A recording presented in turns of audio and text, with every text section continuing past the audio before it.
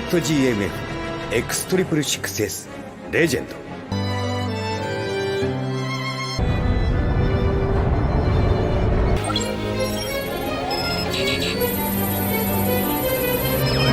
I remember when this channel was first created, I made a video about a legendary Gundam GK, and I also shared my favorite Seed series mobile suit combination. Bandai's long-awaited final mobile suit finally shipped today. Hello everyone, welcome to the Model Express channel. Today, I'll be sharing a legendary Gundam with a metal robot spirit. When I heard that Mr. Soul was releasing a legendary Gundam, my first thought was that I could finally complete my collection of the 4 main mobile suits from Seed Destiny, so I placed a pre-order without hesitation. Luckily, I had a Shopee coupon, and I got it for $140. Unexpectedly, the legendary Gundam sold below its original price immediately upon release, dropping from $168 to $140. I'm so glad I had the coupon. The specific reasons for the price drop will be explained in the later video. Let's take a look at the outer packaging first. The box art for this product is quite cool. However, due to the effect parts from the Super Dragoon system, the box is longer. It's much longer than the box for the Mr. Spirit's Destiny Gundam. Upon opening the box, the contents are packaged in 2 layers of blister packs. The parts are somewhat scattered, not as tightly packed as I had imagined. The first layer contains the main body of the Legend Gundam, protected by multiple layers of film and blister packaging. On either side are parts for the Super Dragoon system and various effect parts. The second layer contains connection parts for testing the Super Dragoon system after launch, a spare antenna, and the base on the right. The base design is quite striking, featuring the Legend Gundam serial number printed in silver foil and the design of the large backpack on its back. Next, let's look at the main body's appearance. First, the head design. The brim is quite low, obscuring the metallic blue eyes. Also, it's rumored that the face doesn't have the Citron design. Personally, I think the overall face design is too wide, and the horizontal antennae are a bit short, making the head appear large and the cheeks very thin. You can compare it to the GK head I finished. I clearly feel the GK's design better reflects the aesthetics of Gundam. The side profile of the Legend Gundam features a stylishly printed ZAF logo and serial number on the shoulder armor, adding a visual detail. The shoulder armor is significantly longer than other Gundam models, perfectly matching the design in the original anime. Internal thrusters are also faithfully reproduced on the inner side. The forearms are similar to those of the Destiny Gundam, using a replaceable hand armor design. While this design is somewhat awkward, it's understandable given the unit's design. Looking closer, the upper body features the most color separation of the Legend Gundam, employing the classic red and blue color scheme. The main body is gray, but there are still medium and dark gray subtones that are clearly visible upon close inspection. The lower body uses a heavier gray as the primary color. The skirt armor uses printed details.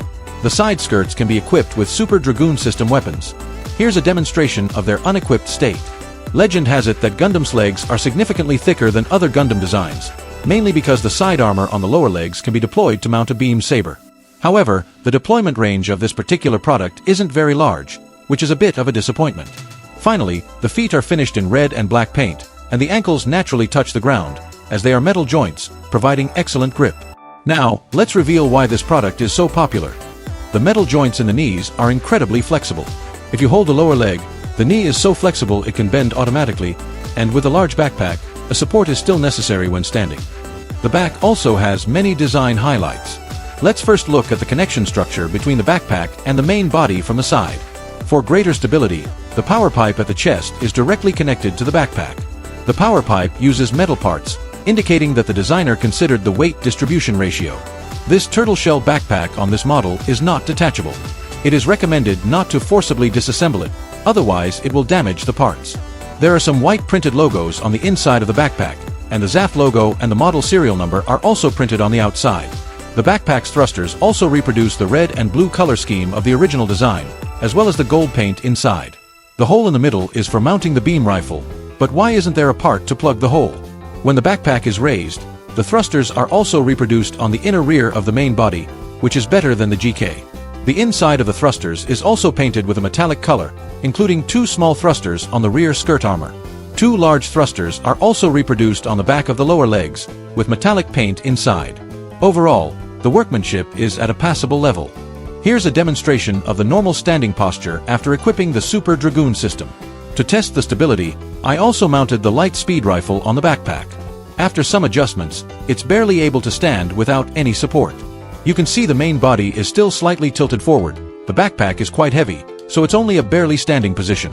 Once all the Super Dragoon systems are installed, even with the MR size, the overall impression is quite imposing, provided, of course, that the big boss, Cruz, is piloting it.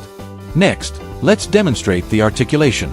The head's vertical movement, head up/down, head down, is okay, but horizontal head movement and rotation are affected by the collar, so the head's articulation isn't great.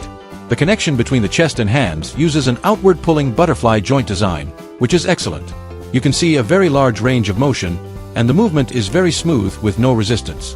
The shoulder armor can easily reach over 90 degrees, and the arm's upward range is also very exaggerated, easily exceeding 90 degrees. The upper arm has 180-degree rotation. The elbow uses a two-stage flexion joint design. The forearm can touch the shoulder armor when bent, which is a very good range of motion.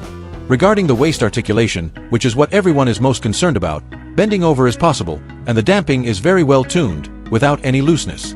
The range of left/right waist swing and rotation is relatively small. A clicking sound can be heard when rotating, proving that the damping has been carefully tuned, at least much better than the absurdly limited waist of the initial Wolf King version. The front skirt armor is a single movable piece, with an upward range exceeding 90 degrees. The side skirt armor, designed to resemble the cannon barrel of the Super Dragoon system, utilizes ball joints internally, ensuring excellent mobility for forward, backward, left, and right rotation. When the cannon barrel is raised to a certain angle, an additional joint within the side skirt armor allows for further upward movement, making the entire side skirt armor quite flexible to handle.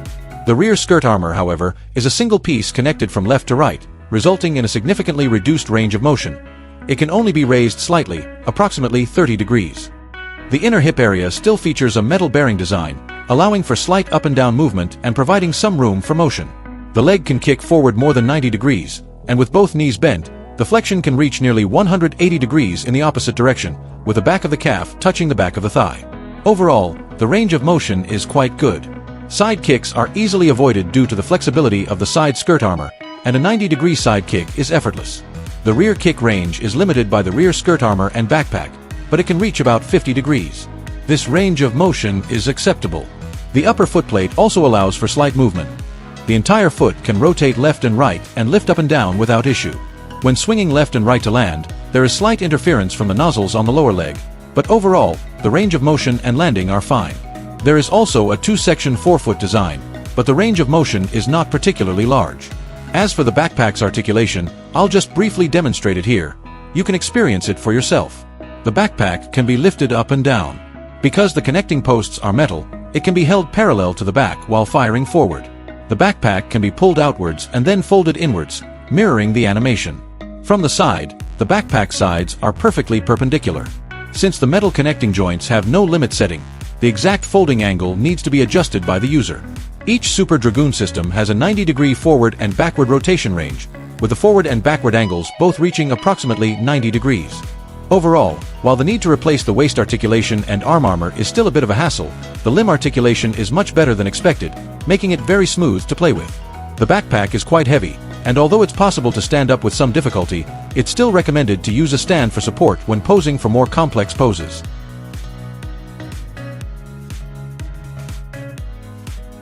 After examining the main body, let's look at the Super Dragoon system's weapon accessories. Here, we'll showcase the details of its appearance. Leaving aside the other weapon accessories for Legend Gundam, the Super Dragoon system is clearly superior to the Strike Freedom Gundam in space combat. Although it cannot be freely reflected and released within the atmosphere, it can still be mounted on a backpack for angled firing. We can also see whether each Super Dragoon system has multiple cannons, indicated by the red parts on the model. In addition to the standard 8 universal Super Dragoon systems, there are 2 larger beam spikes. Besides the standard close-range ramming attack, there are also small red cannons that can be raised around the edges. This is a composite weapon system, quite powerful in the anime's combat applications. When attaching beam effect parts, you need to remove the front cannon. Here's a demonstration of the installation process and the effect after attachment. The melee weapons include 2 beam sabers, similar to those in the Infinite Justice Gundam. The hilts are modular, and the kit includes 1 pre-assembled hilt, along with 2 other hilts that can be modularly assembled. They are not particularly prone to falling off with a gentle swing. I'll show you separately that they can indeed be modularly assembled. As mentioned before, the hilts can be mounted inside the outer armor of the lower legs. The beam rifle of the Legend Gundam is noticeably longer than those of other Gundams. Whether it's the previous Providence Gundam or the current Legend Gundam, the beam rifle's output is quite powerful. The hilts are movable vertically, and the surface has some simple paint and markings. The beam shield effect parts are divided into upper and lower layers and are quite large. The kit includes a pair of beam shields for each hand. The mounting method is exactly the same as in the Destiny Gundam. Simply replace the shields at the wrist armor position. Finally, the effect parts include the Super Dragoon System ejection stand and 2 different sizes of tail flame effect parts. 2 large-sized beam spikes are used in conjunction with the beam spikes. I'll assemble them and show you later. Finally, the base. The silver foil design on the left and right backpacks is quite cool. What's interesting is the 666S serial number in the middle. I feel like I could screenshot it and use it as an emoji. After reviewing the overall design, let's compare it with the GMD GK kit. You can review the previous video first. First, regarding articulation, MR is undoubtedly the clear winner. The GK kit itself limits articulation, but the GMD still uses a movable internal frame, so it still allows for poses. Next, let's look at the appearance. I can say the GK completely outclasses Mr. Soul. Let's compare different body parts. The GK's detail design is far superior to the Bandai, especially the large backpack. Although it's clearly a design made by splitting the Providence Gundam backpack in half, compared to the almost devoid of detail in the Mr. Soul's backpack, the GK's detail is simply incredible. The upcoming HG version of the Legend Gundam is still a product with very poor detail.